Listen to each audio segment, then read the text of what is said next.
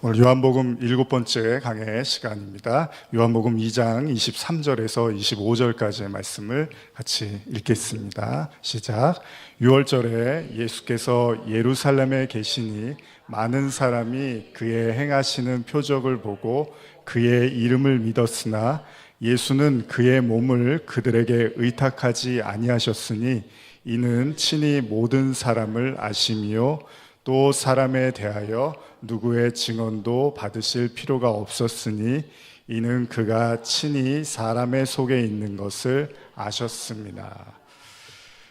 계속되는 요한복음 말씀입니다. 우리는 지난 시간에 예수님의 그 성전 정화 사건이라는 것을 보았는데요. 예수님이 성전 안에서 돈 바꾸고 또 비둘기 팔고 장사하는 사람들의 그 모든 걸 엎으시면서 하나님의 집을 기도하는 집으로 우리가 알아야 된다라고 말씀을 하셨습니다. 그 이후에 오늘 지금 읽으신 본문은 이런 좀 이야기가 있는데요. 25절에 보면 24절 25절에 보면 예수님이 그 몸을 그들에게 의탁하지 아니하셨으니 이는 친히 모든 사람을 아심이요 또 사람에 대해서 누구의 증거도 받으실 필요가 없었으니 이는 그가 친히 사람 속에 있는 것을 아셨다. 이렇게 마무리를 하고 있습니다.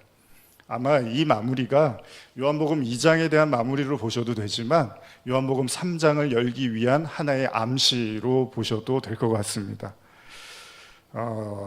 주님은 모든 사람을 다 아셨다고 성경에 기록이 되어 있는데요. 사람 속을 아셨다 이렇게 지금 써 있는데 사람 속에는 뭐가 들어있을까요? 여러분들이 아시는 사람 속에는 뭐가 들어있을까요? 오늘은 이제 우리 마음을 한번 더 깊이 들여다보는 시간을 갖겠습니다. 요한복음 3장 1절과 3절 말씀을 같이 함께 읽겠습니다. 요한복음 3장 1절에서 3절입니다. 시작. 그런데 바리새인 중에 니고데모라 하는 사람이 있으니 유대인의 지도자라.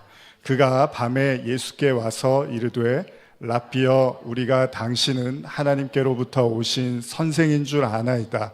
하나님이 함께 하시지 아니하시면 당신이 행하시는 이 표적을 아무도 할 수 없음이니이다.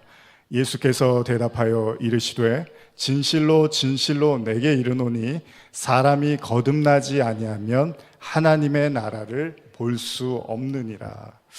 여러분 오늘은 그 유명한 거듭나다라는 이야기를 함께 나누고자 하는데요. 사실 기독교의 근간을 이루는 메시지입니다. 그러니까 우리는 단순히 예수님 믿으면 천국 가요 이렇게 이제 기본적으로 이해를 하는데 사실 예수님은 그렇게만 말씀하시진 않았습니다. 사람이 거듭나야지 하나님 나라에 볼 수 있고 들어갈 수 있다 이렇게 말씀을 하셨는데요. 여러분 혹시 거듭나다라는 뜻을 아시나요? 거듭나다. 거듭나다라는 말은 무슨 뜻일까요? 보통 사람들이 생각하는 거듭나다는 뭐냐면 새 사람이 됐다는 얘기죠. 그러니까 아주 못되게 굴었던 사람이 아주 정말로 소위 좀 개차반이라고 부를 정도로 막 살았던 사람이 어떤 계기를 통해서 착한 사람으로 변했을 때 우리는 그런 사람을 거듭났다라고 표현을 씁니다. 아니면은 어떤 거에 심각하게 중독이 돼 있었어요. 그게 뭐 술이 될 수도 있고 뭐 도박이 될 수도 있고 그런 것들에 중독이 되었던 사람이 하루아침에 그걸 그냥 끊어버린 저희 아버지께서 가끔 저한테 예전에 담배를 많이 피셨는데 그냥 담배를 이렇게 탁 끊어버렸다고 뭐 이런 말씀을 하시는데 뭐 그런 분들은 이렇게 가까이 지내지 말라고 하시잖아요. 뭐 이렇게 독하다고 그럴 정도로 뭐 그런 사람들 그러니까 뭔가를 심하게 내가 뭐에 빠져 있다가 확 이렇게 나오면 그런 사람들도 새롭게 태어났다. 저 사람 새 사람이 됐다. 이런 표현을 쓰기도 하는데요. 사람은 쉽게 변하지 않는 존재죠. 그래서 변하기 어려운 사람들이 변했을 때 칭찬의 의미로 거듭났다. 새롭게 태어났다. 이렇게 표현을 합니다.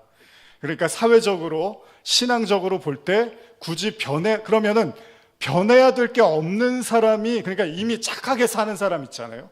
이미 아무런 문제 사람들이 봐도 저 사람은 굉장히 훌륭하게 살아. 법 없이 살 수 있어. 물질에 대한 탐욕도 없어. 남한테 무례하게 행동하지도 않아. 이런 사람 남한테 아무런 나무랄 것이 없는 사람 그런 사람은 거듭났다라고 할 때 뭐라고 표현해야 되죠? 그러니까 사실 우리가 거듭났다라고 하면 못된 사람에서 착한 사람으로 이렇게 생각을 하는데 원래 착한 사람은 거듭나면 어떻게 변해야 되는 거죠? 더 착해져야 되나요? 사실 이런 부류의 사람은 교회가 아니더라도 우리는 사회에서 많이 찾아볼 수가 있습니다. 그래서 때때로 우리는 교회의 성도가 세상 사람들보다 못하다는 생각을 하기도 합니다. 일반적으로 우리가 생각하는 거듭남은 아마 이런 수준에 머물러 있을지도 모릅니다. 그러니까 거듭남이라는 거, 우리가 생각하는 거듭남은 인격적으로나 습관적으로 어떤 급격한 변화를 맛보고 그런 사람들을 새롭게 태어났다, 이렇게 표현을 한다는 거죠. 어쨌든 간에 거듭남이라는 건 기독교의 핵심 근간입니다. 그래서 기독교에서 믿음을 강조할 때 단순히 인간의 선행만 가지고는 구원받을 수 없다라고 이야기하는 것도 이 거듭남 때문에 그렇습니다. 그럼 거듭남은 뭘까요? 다시 한번 우리가 질문해 보는 거죠. 여러분과 제가 생각하는 거듭남은 어떨까요? 이런 이야기에 대한 반증이라도 하듯이 오늘 성경에는 니고데모라는 사람이 등장합니다. 그는 예수님의 모습을 주의 깊게 바라본 사람 같습니다. 그리고 그가 내린 결론은 그가 하나님이 함께 하시지 않으면 이런 일들을 할 수 없는, 그러니까 니고데모라는 사람이 가만히 예수님을 이렇게 들여다봤는데 너무나 하는 모습들이 완전히 하나님이 동행하지 않으면 그가 이런 일을 할 수 없는 사람처럼 보였다는 거죠. 그래서 그가 바리새인이었음에도 불구하고 조용히 예수님을 찾아와서 그를 인정하는 과감함을 보입니다. 그런데 그때 예수님이 그 자기를 찾아온 바리새인에게 이렇게 말을 합니다. 3장 3절 한번 다시 한번 읽어볼까요? 시작. 예수께서 대답하여 이르시되 진실로 진실로 내게 이르노니 사람이 거듭나지 아니하면 하나님 나라를 볼 수 없느니라. 이게 니고데모가 예수님께 들은 이야기였습니다. 그러니까 사람이 거듭나지 않으면 하나님 나라를 볼 수 없다. 이 말을 다시 표현하면 사람이 거듭나지 않으면 천국에 갈 수 없다라는 얘기처럼 이제 우리가 이해할 수 있는 거죠. 근데 니고데모 입장에서는 좀 기가 막히고 당황스러운 얘기인데, 왜냐하면 평생을 그 종교 지도자로서 그리고 바리새인으로서 살아온 사람한테 예수님이 던지는 말이 거듭나지 않으면 천국에 못 가, 이렇게 얘기를 하는 거예요. 우리가 이미 앞서 제가 말씀을 드렸던 것처럼 거듭난다는 의미를 나쁜 사람에서 착한 사람으로 변하는 것, 이렇게 생각을 합니다. 그래서 이런 표현을 쓰죠. 저 사람이 예수님을 안 믿었을 때에는 정말 못됐었는데 예수님을 믿더니 착해졌어 라는 수준의 말입니다. 그런데 이 말은 충분히 다른 종교나 다른 환경적 요인을 통해서도 사람은 성숙되고 변화가 됩니다. 그러니까 어떤 충격적인 일을 겪거나 아니면 다른 종교를 통해서도 얼마든지 사람들은 변화를 할 수 있다는 거죠. 그러면 아까도 말씀드린 것처럼 문제는 그럼 원래부터 착하고 사람들로부터 존경받는 사람은 거듭났다라는 걸 어떻게 우리가 차이를 이해할 수 있겠냐는 거죠. 여기 지금 오늘 본문에 등장하는 니고데모는 유대의 산헤드린 공회 70인 장로의 일원이라고 합니다. 그러니까 이 사람은 지도자였습니다. 근데 그냥 지도자가 아니라 그는 매우 부유했으며 바리새인으로서도 당시 종교 지도자로서 충분히 존경을 받고 사람들에게 많은 찬사를 받았던 사람입니다. 그럼에도 불구하고 그가 늦은 밤에 몰래 예수님을 찾아와서 예수님을 인정했다는 것은 성숙한, 그러니까 인격도 매우 겸손하고 성숙했다고 볼 수 있는 거죠. 다시 말하면 니고데모에게 있어서 구원이라는 것은 이미 자기에게는 어떤 구원을 의심해야 될 여지가 없었다는 거예요. 그러니까 나는 당연히 구원받은 사람으로서 예수님을 찾아온 건데 느닷없이 예수님이 던진 말이 거듭나지 않으면 구원 못 받아, 이런 얘기를 하고 있는 거죠. 이게 얼마나 청천벽력 같은 소리입니까? 생각지도 못한 이야기를 예수님한테 들은 거예요. 사람이 거듭나지 않으면 하나님의 나라를 볼 수 없다. 계속 대화가 이어집니다. 요한복음 3장 4절에서 5절입니다. 같이 읽겠습니다. 니고데모가 이르되 사람이 늙으면 어떻게 날 수 있사옵나이까? 두 번째 모태에 들어갔다가 날 수 있사옵나이까?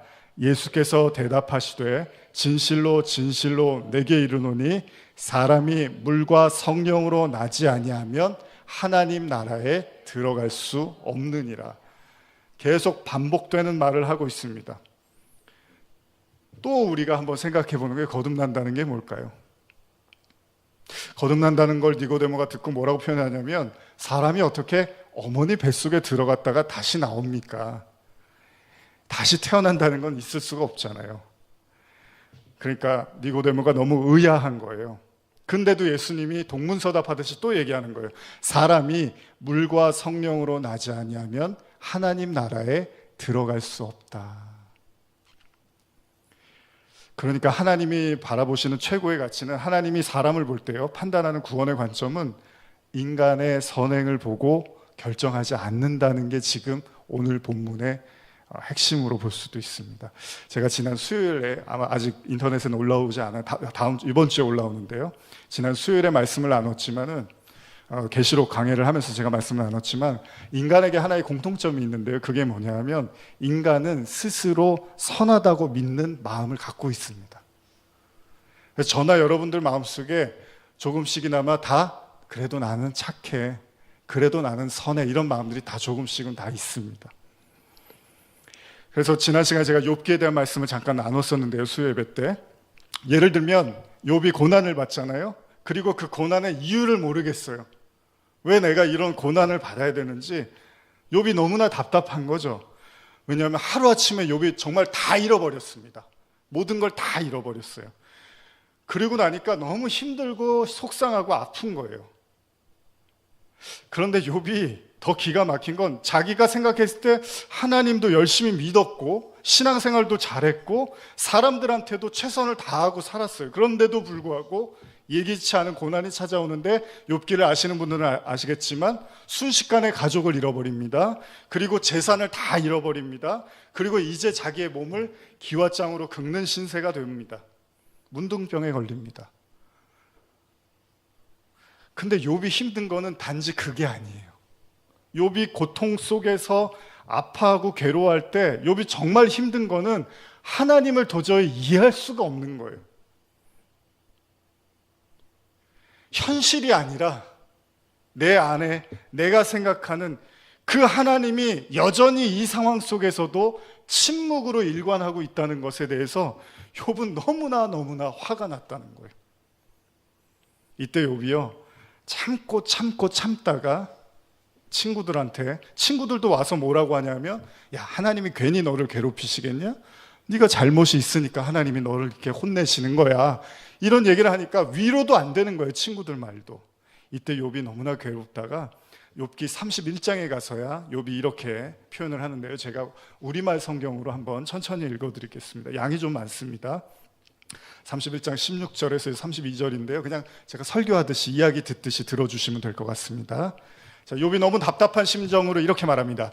내가 가난한 사람의 소원을 들어주지 않았거나 과부의 눈으로 실망케 했던가? 나만 혼자 내 몫을 먹고 고아들과 나누어 먹지 않았던가? 실상은 내가 젊었을 때부터 아버지처럼 고아를 키워주었고 나면서부터 과부를 돌보아 주었다. 내가 옷이 없어 죽어가는 사람이나 덮을 것이 없는 궁핍함을 보고도 내 양털 이불로 그를 따뜻하게 해주어서 그들이 진실로 나를 축복하지 않았던가?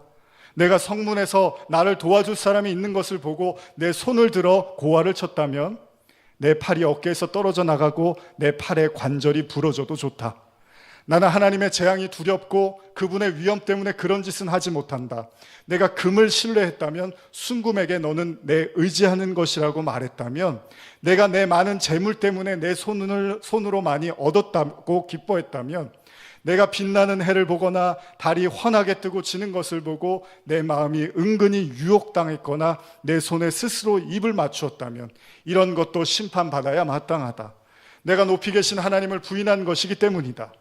내가 나를 미워하는 사람이 망한다고 기뻐하거나 그에게 닥친 고난을 흐뭇해한 적이 있던가? 실상 내가 그 영혼을 저주하며 내 입으로 죄 지은 적이 없다. 내 장막 안에 있는 사람들이 이렇게 말하지 않던가? 그가 주는 고기를 먹고 배부르지 않는 사람을 보았느냐고.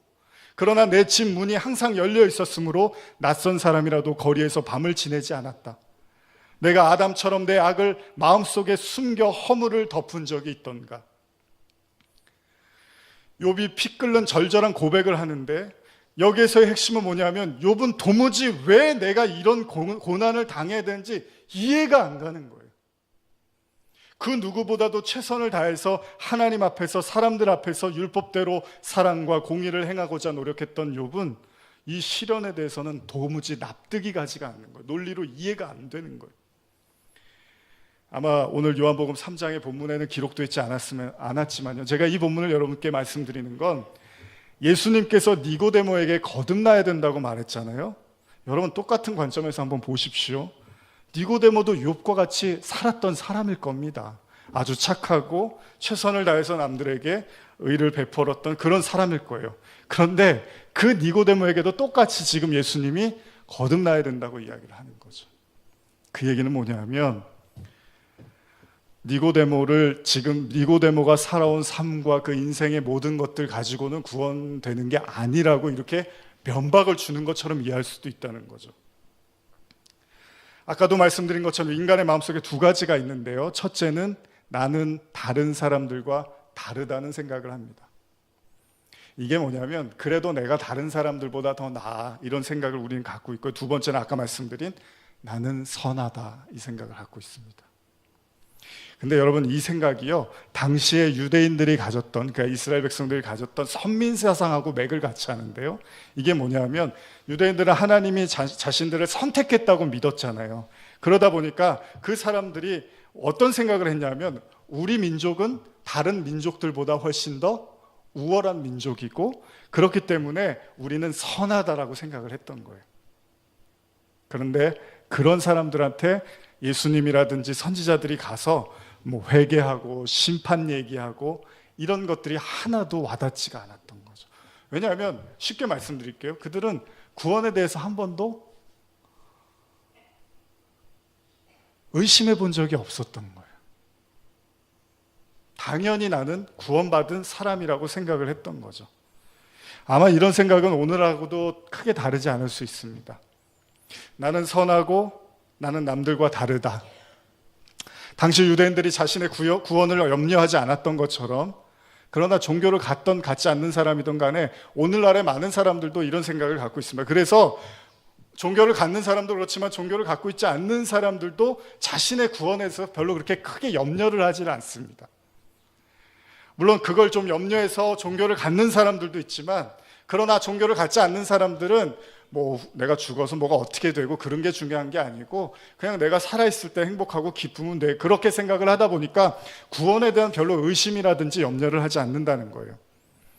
그러다 보니까 예수님하고 항상 이렇게 싸우게 되는 게 뭐냐 하면, 예수님이 봤을 때는 그들이 생각하는 구원이 얼마나 안이하고 근거 없는가를 계속 예수님은 지적하고 경고를 하고 있는데, 반대로 유대인들은 절대로 우리의 구원은 확실하고 변함없다고 이렇게 믿어버리는 거죠. 스스로 그냥 그렇게 신념으로 가져버리는 거죠.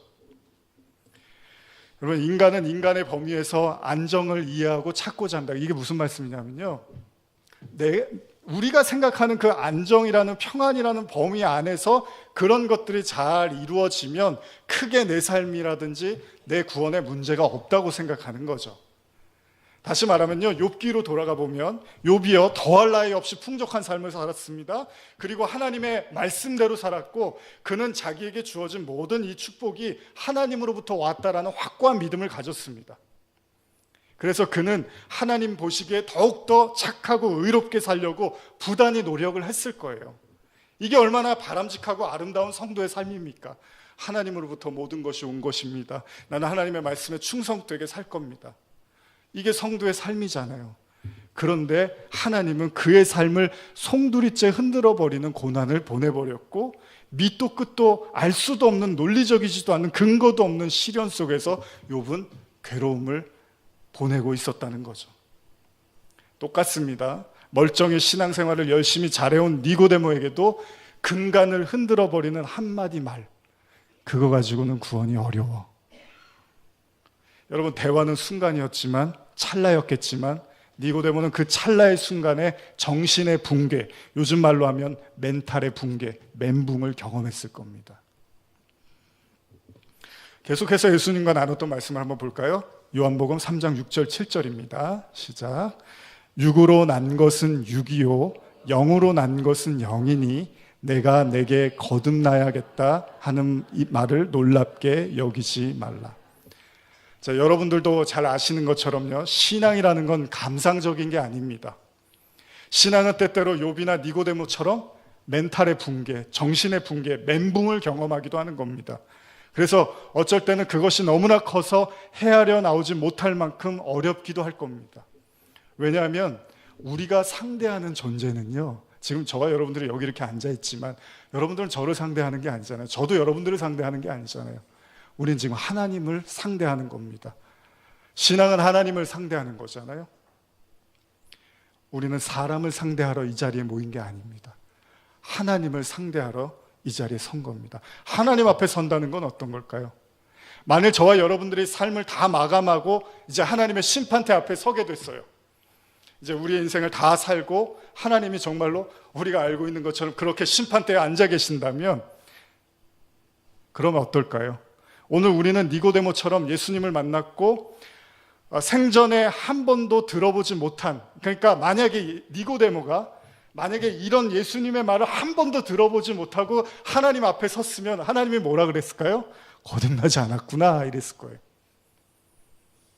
근데 그 이야기를 죽음 이후에 하나님 앞에서 들어버리면 소위 성경에서 말하는 건 이제 끝입니다. 니고데모는 먼저 살아있을 때 이 말을 듣습니다. 만약에 니고데모가 이 예수님을 찾아가서 이 말을 듣지 못했으면 어떻죠?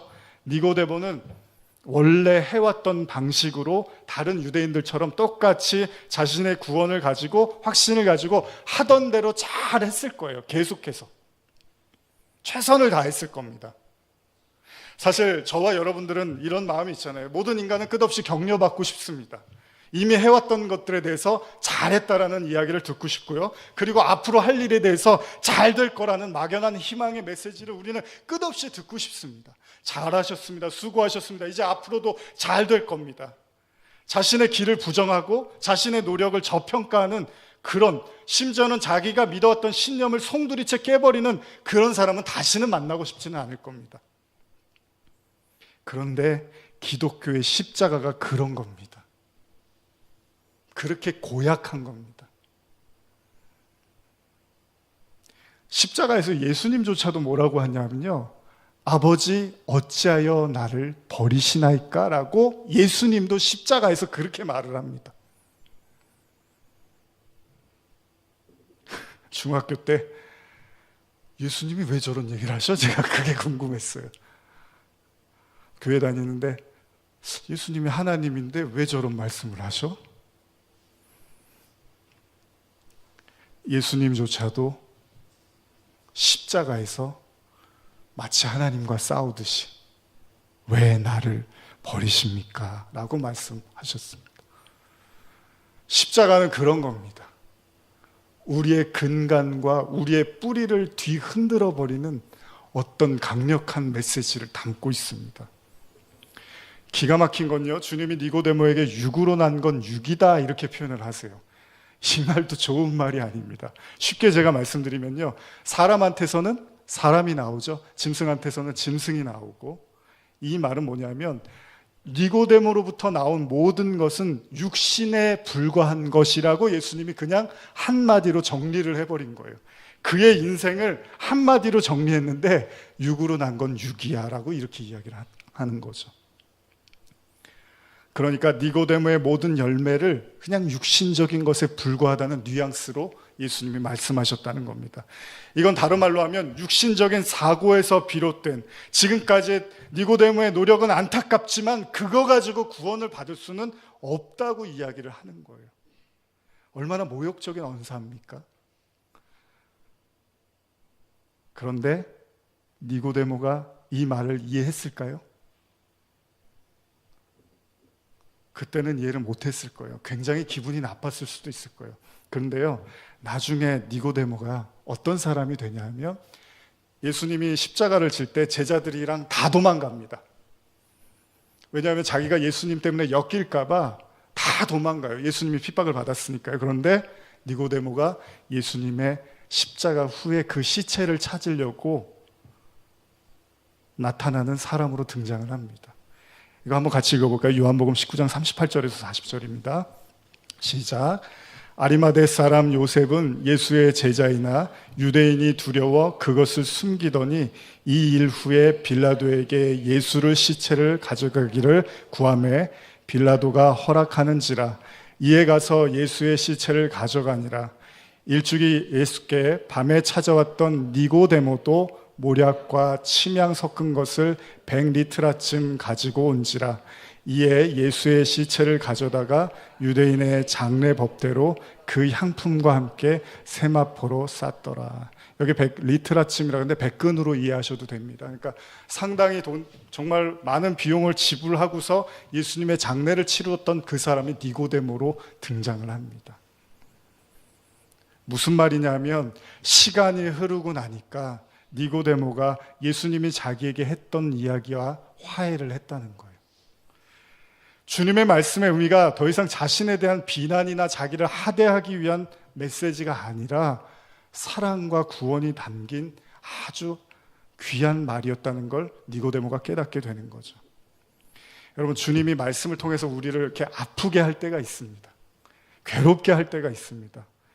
그때는 정말 하나님한테 이가 갈릴 수도 있습니다. 뭐 욕이 나올 수도 있겠죠. 하나님에 대한 외면하고 싶고 부정하고 싶을 때가 있습니다.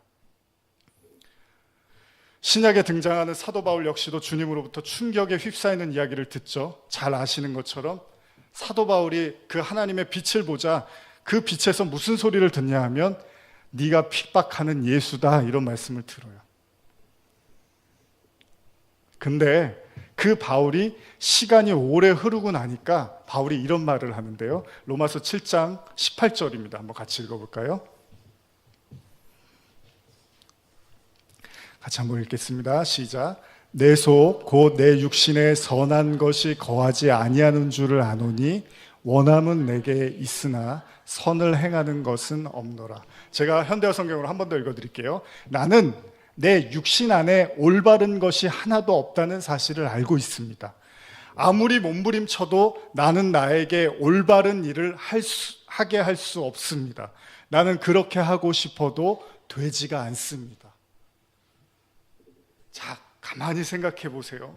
그동안의 유대인들이 구약시대부터 지금까지 믿어왔던 게 나는 선하고 나의 구원은 흔들림 없이 분명하다라는 확신이었습니다. 그런데 바울이 예수님을 만나자마자 그리고 시간이 흘러서 그 말씀에 의해서 변화가 됐는데 자기는 뭐라고 표현하냐면 내 안에는 선이라는 게 존재하지 않는다고 이야기를 하는 거예요.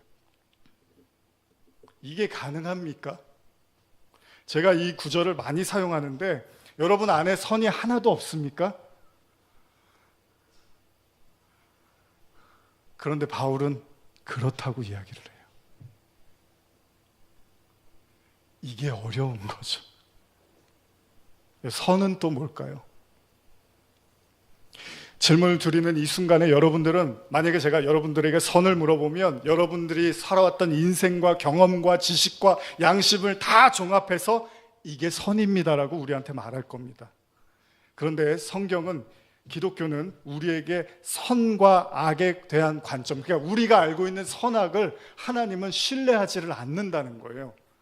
왜냐하면 모든 인간이 그 에덴 동산에서 선악과를 따먹고 어떻게 됐죠?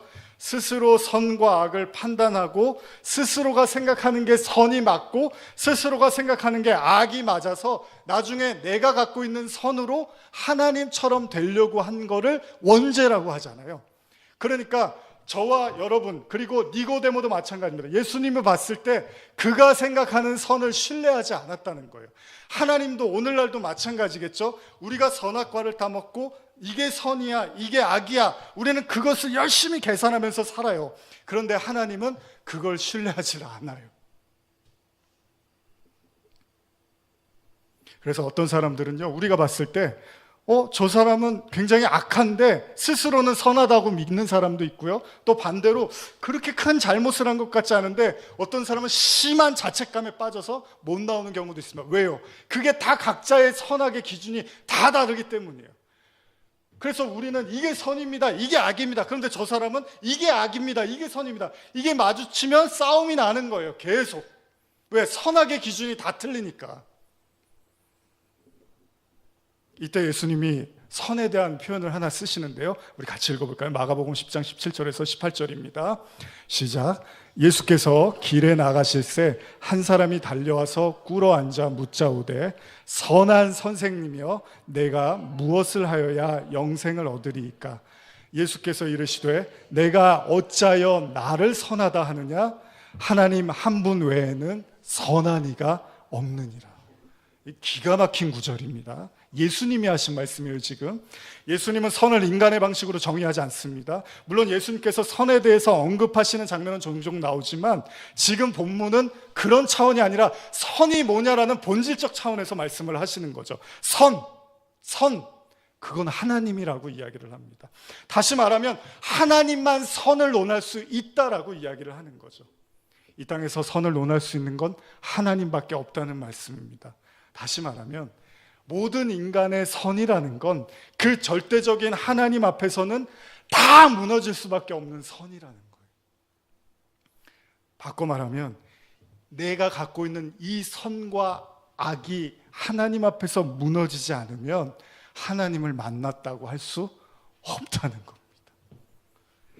하나님은 우리에게 인생을 통해서 우리 기도를 들어주시는 그런 존재로 계시는 그것이 목적이 아닙니다. 하나님이 우리에게 원하시는 것이 하나 있다면 하나님은 우리의 삶을 통해서 우리의 선이 무너지고 그 하나님의 선을 우리가 받아들이기를 원한다는 거예요. 이게 모든 성도가 걸어야 되는 신앙의 과정입니다. 이걸 하나님을 만났다고 하는 거고 이게 하나님이 내 안에 말씀과 성령으로 거하신다고 하는 그 과정 속에서 나타나는 일들이라는 거죠. 욥이 고난 중에서 가장 괴로웠던 게 뭔지 아십니까? 여러분들도 저도 알고 있는 인간이 가장 힘들 때 아플 때, 힘들 때, 괴로울 때 중에 한 가지가 뭐냐면요, 머릿속에서 불확신과 계속된 이게 맞을까 저게 맞을까 계속된 그 모호함 속에 있을 때 인간은 상당히 많은 힘겨움을 느낍니다. 쉽게 말하면 욥이 덧셈과 뺄셈을 아무리 시도해봐도 하나님에 대한 어떤 답도 내릴 수 없을 때, 왜 도대체 나한테 이렇게 하지? 내가 갖고 있는 선악을 다 동원해서 이해하려고 하는데 이해가 안 가는 거예요.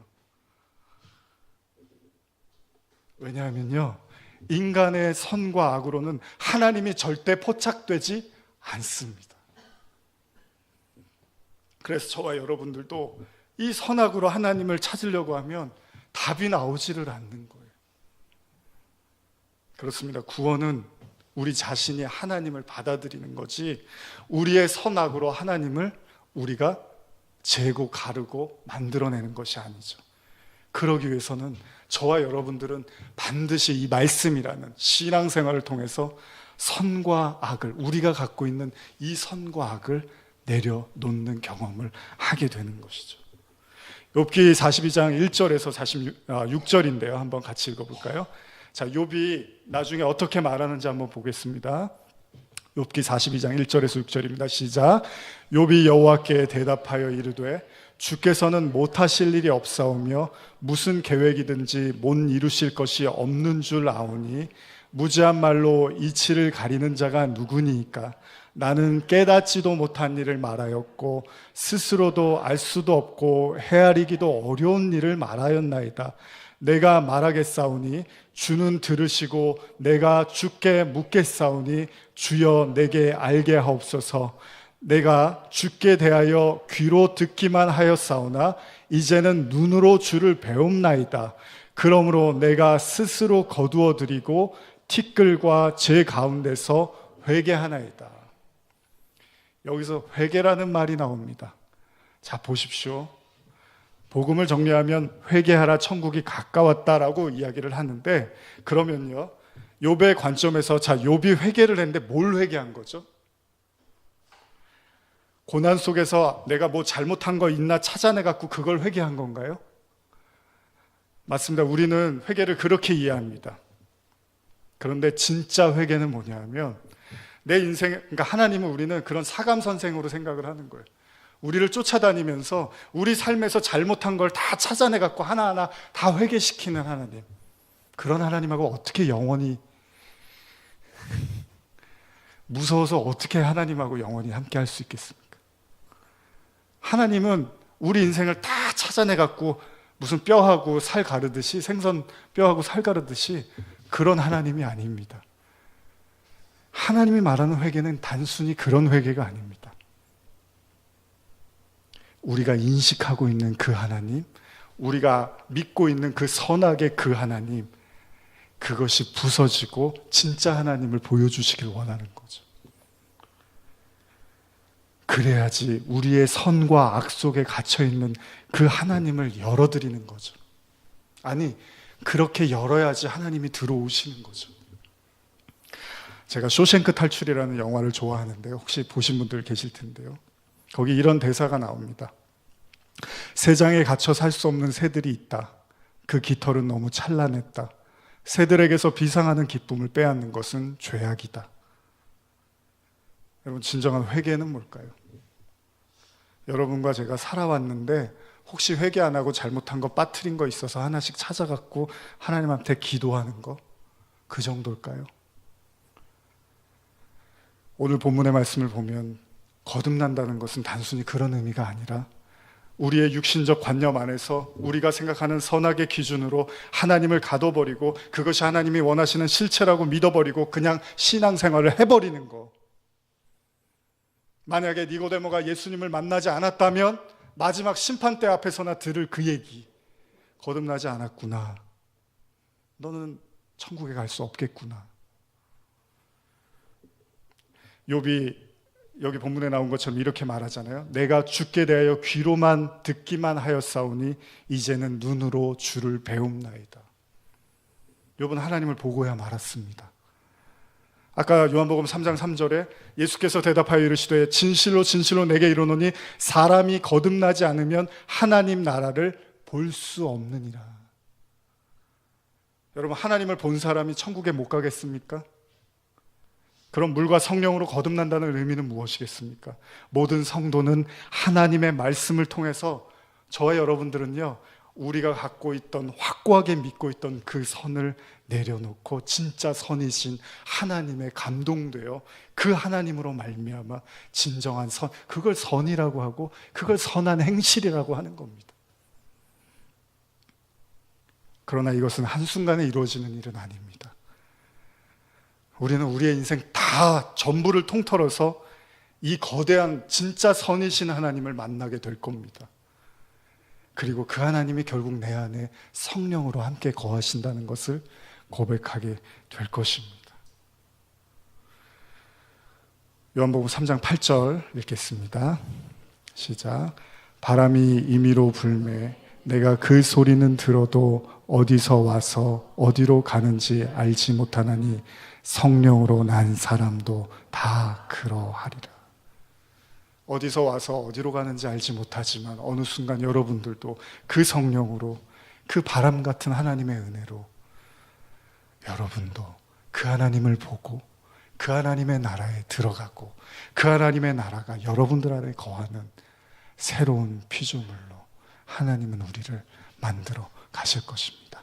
다음 시간에 계속하겠습니다. 기도하시겠습니다.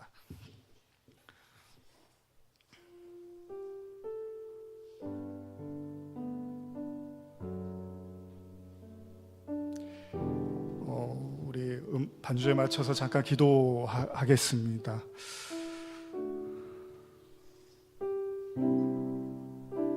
너무 확고하게 자기 자신을 믿지 마십시오. 그리고 너무나 여러분들이 믿고 있고 신념을 갖고 있는 그거를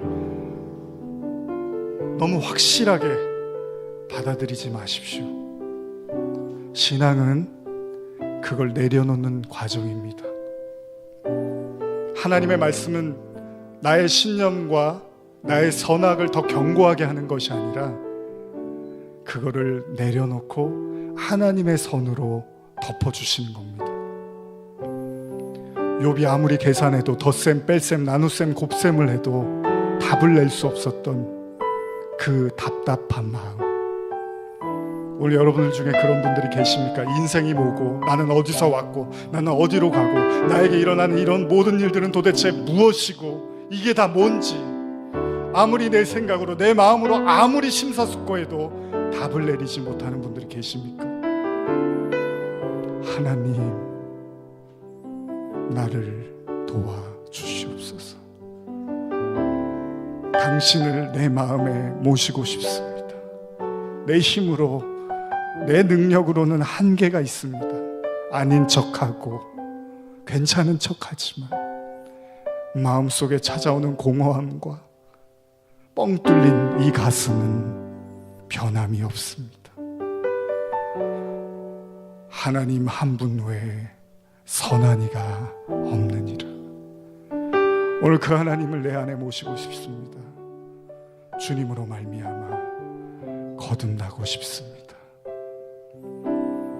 내 모든 것을 배설물이라고 고백했던 바울처럼 내가 달려온 모든 길을 다 내려놓는다 하더라도 포기할 수 없는 하나님의 그 선, 오늘 내가 품기를 원합니다. 내게 평안을 주시옵소서. 우리 같이 기도하시겠습니다.